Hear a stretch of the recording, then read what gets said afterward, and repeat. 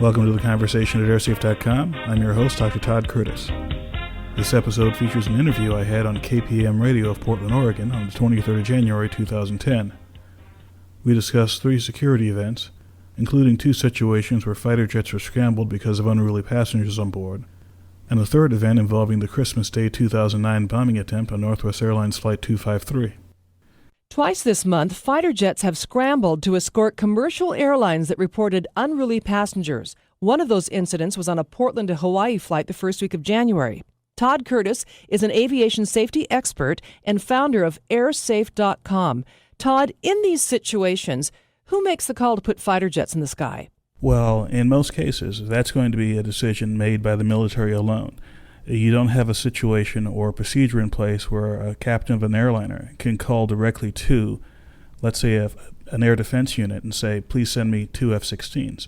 It would have to go through channels, and those channels will depend on the situation. Typically, the airline crew would contact air traffic control, and air traffic control would go through the appropriate procedures to contact, in the U.S. perhaps NORAD, in other countries, whatever the military unit may happen to be for that area of the world. In at least one of these cases, the flight from Atlanta to San Francisco, the misbehaving passenger was drunk. Do individual airlines have their own policies for dealing with intoxicated passengers? That's correct. There is no federal mandate for how you deal with a drunken or a disorderly passenger. And what happens is an airline-to-airline sort of thing. For example, if you have a drunken, disorderly passenger who's merely being drunk and disorderly, they may do nothing more than stop serving that person alcohol. If that person punches another passenger, that might be a situation where neither the federal authorities or the airline will get involved. That might be a civil matter between the drunken passenger and the person they struck.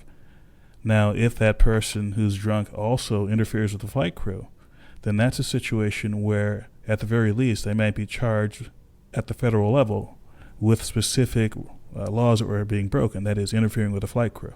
Passengers foiled the would-be Christmas Day bomber in the air over Detroit. Right after Christmas, President Obama announced more federal air marshals will be flying anonymously on selected flights. Historically, have the air marshals been an effective deterrent? Well, this is one of those protective measures where it's difficult to measure their effectiveness by how many times they've actually stopped a saboteur or stopped a hijacker, because, to my knowledge, since the program was ramped up post 9/11, they have not stopped any in-flight events. However, very clearly, this is a deterrent sort of situation. That is, anyone out there who intends on doing evil knows that there may be one or more air marshals on the aircraft. And because they're randomly placed on airlines and airline flights, there's no telling which flight may have them, which flight may not have them. Do you think the presence of an air marshal would have made a difference in those recent situations, such as the attempted Christmas Day bombing? There are certainly some kinds of threats where even the presence of an air marshal won't help you at all. For example, the Christmas Day attempted bombing. The person called attention to themselves in their activities right before they tried to trigger the device. But for most of the flight, there was nothing that an air marshal would have seen that would have been obvious that this person was a bomber. Sure, they might have been acting a little bit strangely in flight, but if you have a plane of 300 people, there might be several people acting strangely, and you're not going to haul them all over and interrogate them because they might be acting a little bit differently from the average passenger. Is there any way to tell if a marshal is on a flight? A sophisticated passenger may be able to spot someone who's very likely an air marshal, but for the most part, the average passenger won't spot them. But again, even if you have a couple of air marshals in the aircraft, they may not be able to look at the entire cabin. So you may have someone in the coach section who might be a suspected bomber, who might start to behave a little bit strangely. But if the air marshal literally is not within eyeshot of that person, they won't see it. And if a person starts a commotion and they're triggering a bomb, like the person on Christmas Day apparently tried to do, it may be so quick that it will be something that an air marshal will not be able to jump up and deal with. Time magazine reports since 2001, the nation's 4,000 air marshals have averaged about 4 arrests a year at a cost of about $200 million an arrest. Are we getting our money's worth?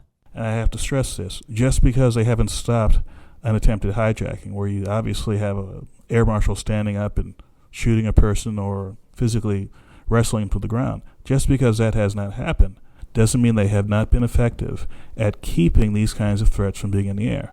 Now, that said, I'm not aware of any political pressure to either eliminate this program or to greatly expand it much beyond what we have now. Recently, after the Christmas Day bombing attempt, the Department of Homeland Security wanted to have these air marshals deployed overseas on more flights, and that they would fill the gap, temporarily at least, with other federal law enforcement officers who might be doing the domestic air marshal role. That's Todd Curtis, founder of airsafe.com, talking about this month's security issues on 2 domestic flights and the Federal Air Marshal Program. Thanks, Todd. Well, thanks for having me. For more information, please visit airsafe.com and airsafenews.com. Thanks for listening, and we'll see you next time.